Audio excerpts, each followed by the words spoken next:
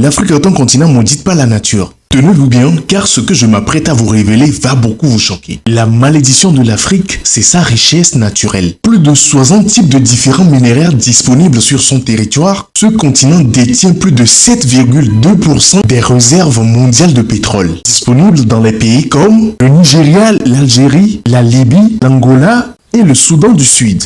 Ceci étant dit, pourquoi l'Afrique est-il le continent le plus pauvre du monde? Beaucoup de personnes se posent la question à savoir, que fait réellement l'Afrique avec son or, son cuivre, son argent, le zinc, le platinum, le pétrole, le gaz, le diamant, le chrome, le nickel, la bauxite, le cobalt, le charbon, le phosphate, l'aluminium, le coltan, la manganèse et son palladium. Tout simplement parce que l'Afrique, au lieu de devenir un bon producteur avec sa matière première, décide de devenir un très mauvais commerçant en signant des contrats qui ne finissent pas à l'appauvrir. Je vous explique. L'Afrique décide d'exporter ses matières premières transformées par l'Occident qui reviennent 10 fois plus cher, et comme la population a besoin de ces produits, il est obligé de les racheter, non pas avec l'argent des ventes des matières premières, puisqu'il n'est que 10% du coût des produits importés, mais plutôt en essayant de creuser des trous avec l'effort excessif de la population ou en créant des dettes inutiles mais obligatoires pour sa survie. Des produits comme le poulet, alors que sa production est très facile, qui arrive en Afrique le pire de mauvaise qualité, comme le cas du riz en Guinée. Dangote ne pleure pas pour son argent investi.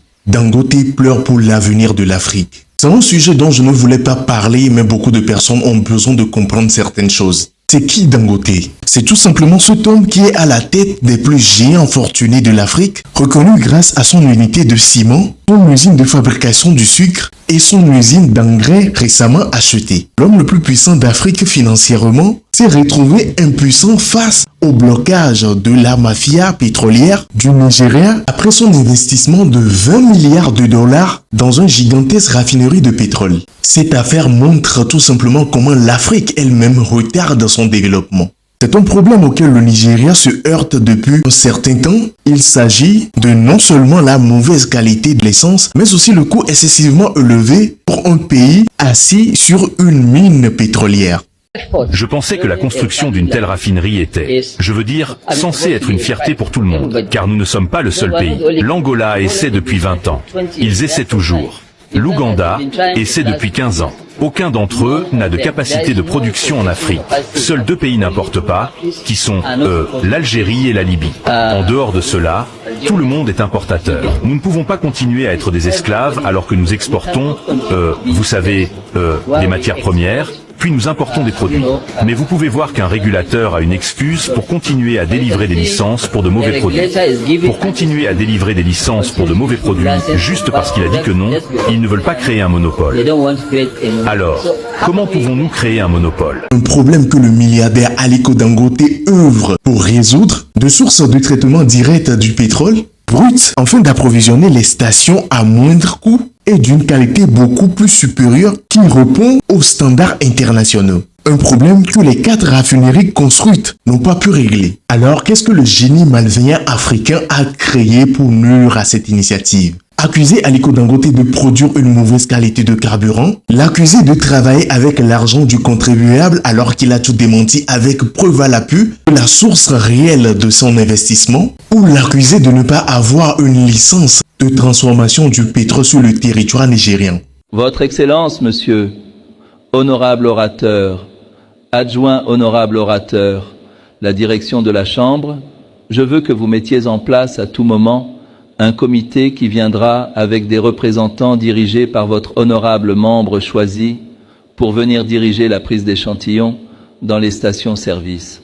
Parce que je dois vous dire aujourd'hui que tous les certificats de test que les gens s'empressent de montrer, où sont les laboratoires?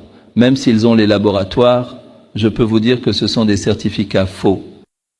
La façon de prouver qu'ils ont raison est de prélever des échantillons dans les stations-service et de venir en prendre sur notre ligne de production. Vous pourrez dire aux Nigérians que c'est cela. Mais vous savez que le dénigrement d'une entreprise par un régulateur qu'il est censé protéger en ce moment même. Les terminaux, certaines personnes de la NNPC et certains, vous savez, commerçants ont ouvert une usine de mélange quelque part au large de Malte nous connaissons tous ces zones, nous savons ce qu'ils font. Ce n'est pas que nous ne savons pas. Vous savez, et comme je l'ai dit, vous savez, j'ai combattu toute ma vie. Quelqu'un a dit maintenant, d'accord, j'ai entendu que, vous savez, certaines personnes sont venues à votre hôtel pour demander votre nom et vous ne savez pas qui elles sont. Ils disent, oui, ils l'ont fait. Mais regardez, je suis une personne très intrépide. Je crois tellement en Dieu et je ne crains personne. Vous savez, ils peuvent faire ce qu'ils veulent, vous savez, et je n'ai pas peur. Je vais me battre de front. Il ne s'agit pas de leur permettre de faire tout ce qu'ils veulent, en aucune manière, absolument pas, tout ce qu'ils veulent, sans restriction. Je pensais que construire une raffinerie comme celle-ci devait être une fierté pour tout le monde. L'opinion publique n'étant pas d'accord avec sa sortie médiatique, le président du Nigeria ordonne à ce qu'on livre le pétrole brut aux milliardaires pour tourner sa raffinerie de pétrole. Une livraison qui avait été refusée pour nuire à son projet auparavant, ce qui avait fait pleurer le milliardaire jusqu'à ce qu'il ne décide de revendre sa part et d'abandonner le projet. La plus grande raffinerie du Nigeria, enfin en marche. 550 000 barils par jour doivent à terme sortir de ce site, situé près de Lagos. Un projet ambitieux, financé par l'homme le plus riche d'Afrique, Aliko Dangote. L'homme est pressé, il veut bouleverser le marché. Le Nigeria est le plus gros producteur de pétrole du continent, mais reste confronté à des prix élevés de carburant. Car le pétrole brut, extrait dans le pays, n'est pas transformé localement en produit fini. Alors avec cette raffinerie, Aliko Dangote entend faire baisser les cours au sein du pays. Nous vendons en dollars et pour contribuer à faire baisser les prix, nous vendons également en naira. Mais malheureusement, la Société nationale nigériane du pétrole et les autres entités continuent à faire leurs transactions uniquement en dollars. Pour produire plus, la méga raffinerie réclame à l'État nigérian un approvisionnement conséquent en brut.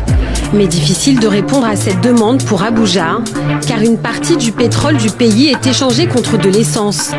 Alors depuis son ouverture en janvier. Une nouvelle ère pour Aliko Dangote qui s'active actuellement pour la production et l'approvisionnement de l'essence en un premier lieu sur tout le territoire nigérien et après partout en Afrique. Alors une question se pose, à quand la réelle libération de l'Afrique? J'espère que vous avez regardé la vidéo. Si vous avez aimé, n'hésitez pas à vous abonner, mais surtout à activer la cloche de notification pour être prévenu quand je ferai sortir une nouvelle vidéo. C'était Mr. J.